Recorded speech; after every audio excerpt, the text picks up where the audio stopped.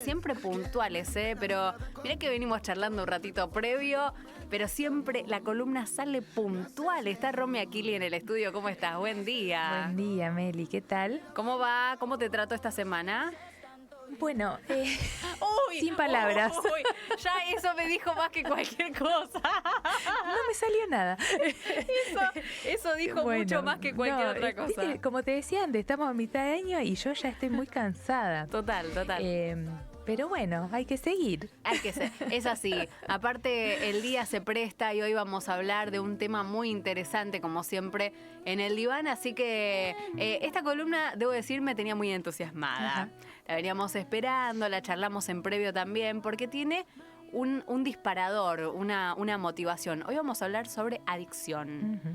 Así como para ponerle un título general. Pero no es cualquier adicción lo que nos sirve de disparador en este día. Me encontré con una nota dando vueltas por internet y me gustaría que la podamos compartir Dale. con los oyentes para poner un poco en contexto. A quien vamos a escuchar es una periodista, Giselle Sousa Díaz. Tiene también una columna sobre historias raras en diferentes medios y plataformas, y esto es lo que contaba. Les voy a leer un mensaje que recibí hace poquito, que dice así. Hola Giselle, mi nombre es Verónica. Fui durante 13 años a un grupo de adicción a personas. Lo que a mucha gente le pasa con el alcohol o con las drogas, a mí me pasaba con los hombres. Sostenía vínculos que primero me hacían ver fuegos artificiales y después me dejaban completamente vacía, desmantelada. Como cualquier otra adicción, sabés que te hace mal, pero no podés dejarlos. El grupo al que fui funciona igual que Alcohólicos Anónimos y me cambió literalmente la vida. Este es el disparador. Un mensaje que llegó a Giselle y a mí me voló un poco la cabeza. Novedoso. Sí. Al igual que a los que estaban ahí en el estudio escuchándola. Funciona como Alcohólicos Anónimos, pero es como para adicción a personas. Y ahí yo quedé. ¿Esto es más frecuente de lo que uno piensa o no tanto? En realidad, yo me pregunto qué es lo frecuente detrás de la adicción o de cada adicción. Cuando yo escuchaba este video, digo, ¿no hay algo de eso en todo tipo de adicción? ¿No? Porque no es, a ver, no importa el objeto en sí de la adicción. Ya vamos a ir con eso.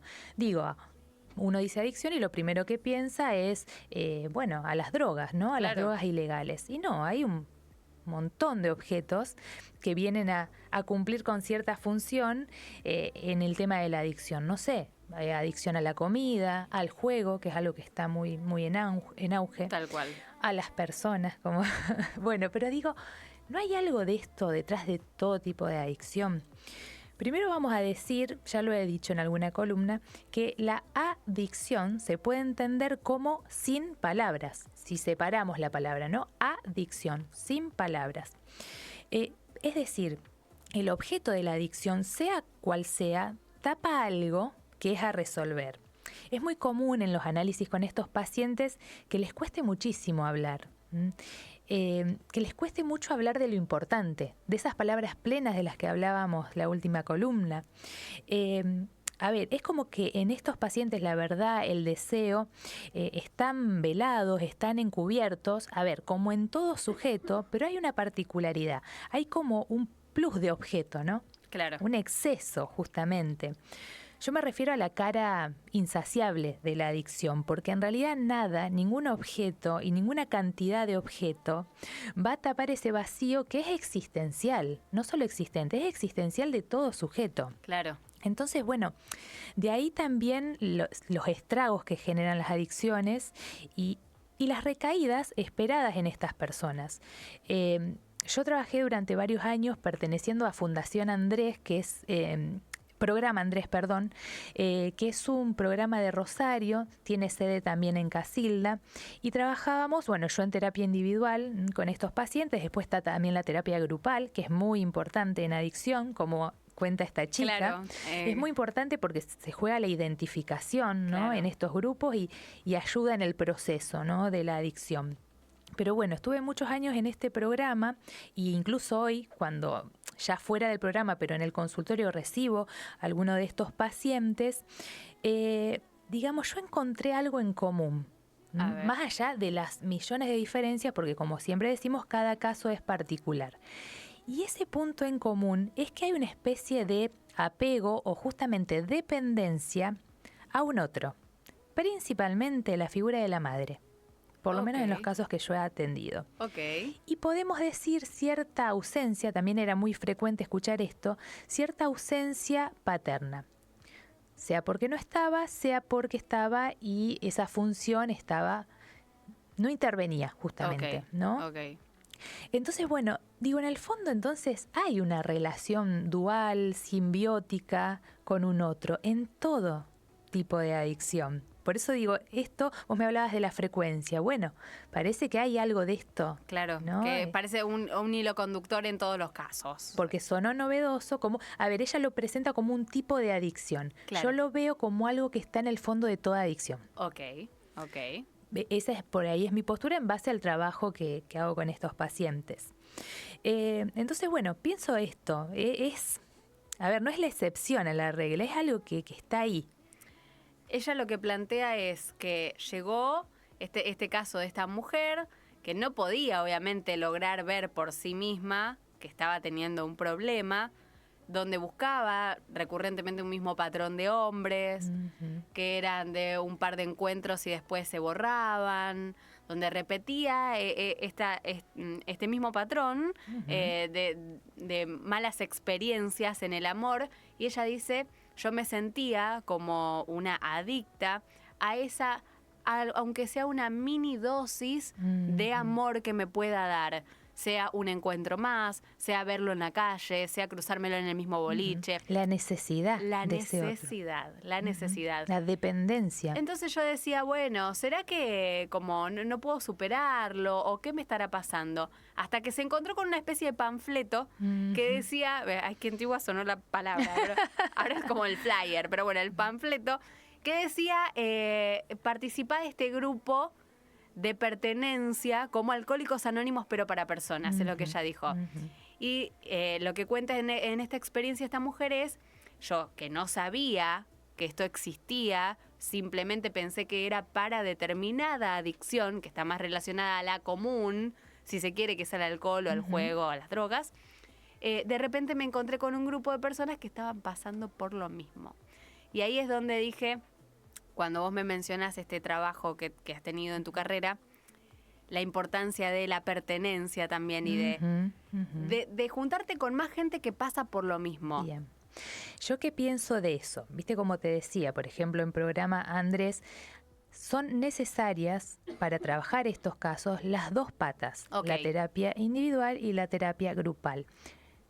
Yo creo que las dos son imprescindibles. Por eso, cuando ella cuenta o transmite la historia de esta mujer, que cuenta que superó supuestamente esta adicción, yo digo, a ver, ¿la superó realmente o cómo la superó? Porque ella es como que se obligó.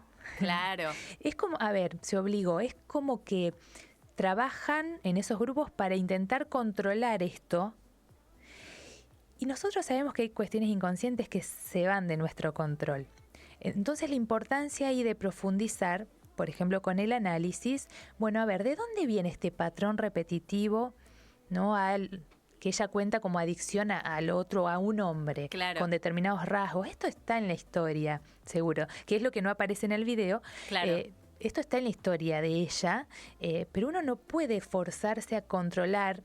Me suena que es más una terapia como cognitivo-conductual quizás. Claro. A ver, que es interesante, pero yo siempre digo, si no vamos al origen Entiendo. de esto, y en la adicción yo trabajo de la misma manera en las adicciones. Por ejemplo, cuando llega un paciente, yo en ningún momento recomiendo, ya habitualmente no recomiendo nada, ¿no? Lo sabemos, pero no recomiendo ni obligo ni impongo la abstinencia, por ejemplo. Claro. Porque sé que ese objeto, sea la comida, sea un otro, bueno, lo que sea, un psicofármaco, una Claro. droga ilegal, lo que sea, está cumpliendo una función defensiva, en Claro. este caso, que quizás sea bastante peligroso sacar eso abruptamente, ¿no?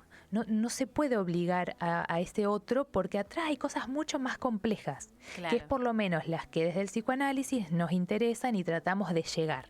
ir siempre al origen. Entonces, bueno, si bien la idea es que de a poco vaya cediendo esta adicción, no puede ser obligando, no puede ser tratando de controlarse, porque se va a escapar, hay algo que se va a escapar, hay algo inconsciente que se escapa y hay que trabajarlo, analizarlo, ir pesquisándolo, y es paulatino.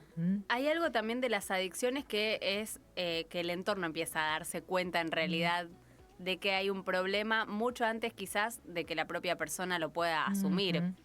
Qué punto importante tocaste, porque bueno, está muy relacionado con lo que hablamos hoy, Meli. Es muy común en estos casos, no sé, recuerdo un caso de un paciente que sostenía una adicción a la cocaína hace unos años, desde hace unos años, y cómo se entera la familia, porque inconscientemente deja ese objeto en una mesita que había Digo, ¿cuánto de llamada de atención hay en eso? A esos otros. A esos otros que lo captan, que, bueno, que después, que se enojan, ¿no? Que no entienden, pero, a ver, te está diciendo algo. Digo, justo a esas personas es ese mensaje o esa llamada de atención. No es casual. Esto habla de lo que hay en el fondo de toda adicción. Entiendo.